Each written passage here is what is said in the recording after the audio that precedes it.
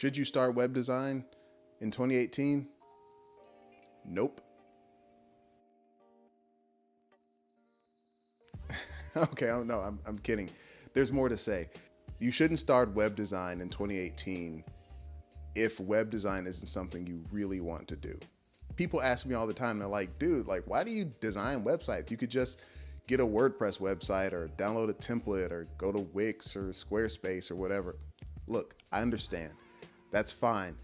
You have to look at it from the perspective of you could have two types of clients. One client can go to Rooms to Go and get a furniture set that's already built and color coordinated, or you can hire an interior designer who walks through every inch of the process.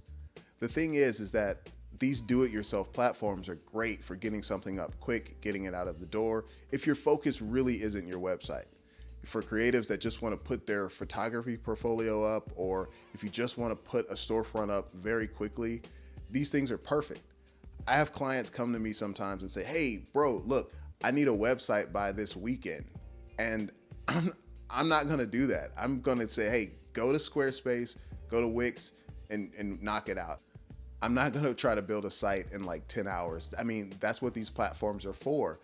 The funny thing about platforms like this is that people think that, oh, well, there's no need for web designers now because we have Wix or we have Squarespace. It's like, well, you know, the people that made the templates for those sites are designers and developers.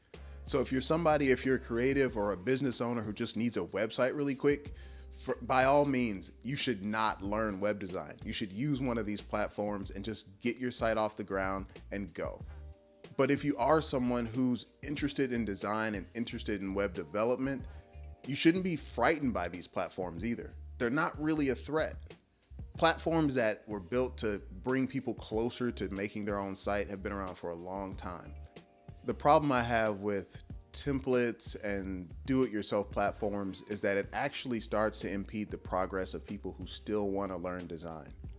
If you want to learn design, you might find yourself kind of trying to cheat the path and downloading a template and passing it off as your own work. And all of that is just so bad. Don't fall victim to these platforms and start to use them to try to supplement your skill set. It's the worst thing you could ever do.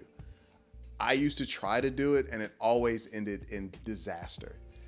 You'll get a client and they'll ask for something that you probably don't know how to do. So you hop on some kind of marketplace and you try to download a template that's close to the requirements, and then they probably won't like it.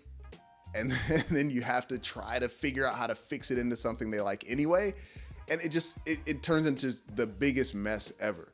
So what you want to do is put all that aside, learn the fundamentals, strive to be the best developer or designer you can be.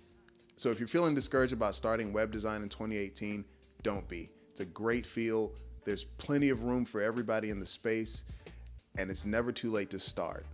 Because remember, you'll never be as young as you are right now.